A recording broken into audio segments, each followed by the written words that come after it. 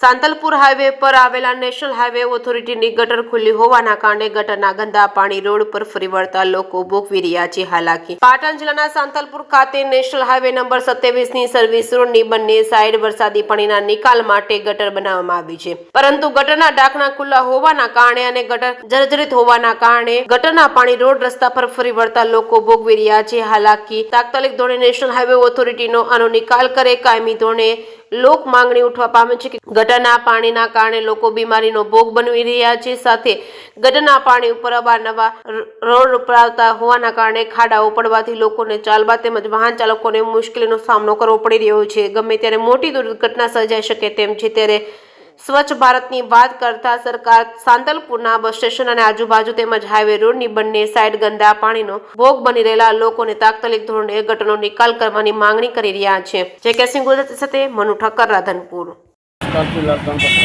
महाराज आज जे गटर विषय તમે શું કહેવા માંગો છો? કેટલા ટાઈમથી ગટર બંધ છે? 5 વર્ષથી। હા, ભોણાને જવાના રસ્તા બધા ગટરવાળા કાંઈ કરતા નથી અને એમને પ્લોટમાં જવા માટે તકલીફ રહેતી હોય છે, એટલે અવારનવાર ગટર બંધ થઈ જાય। મેન બસ સ્ટેશનની જગ્યા અને મેન બસ સ્ટેશનની જગ્યા છે, રેલવે સ્ટેશનનો રોડ છે, આ કને ખાડા પડ્યા ત્યારે દુર્ઘટના થાય છે અને માણસ મરી જાય, 2-3 ફૂટના ખાડા ઊંડા પડી જાય છે। છતાં રજૂઆત કરવા છતાં પંચાયત કે આગળ કોઈ ધ્યાન દેતું નથી। તમે આગળ રજૂઆત કરી છે? પંચાયતમાં રજૂઆત કરી છે? હા, અને આ લાઈનોનું પાણી આવે અને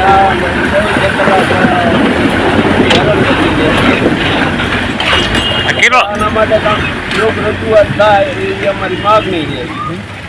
કેટલા ટાઈમથી છે? આ 5 વર્ષથી। 5 વર્ષ છે એમ ને?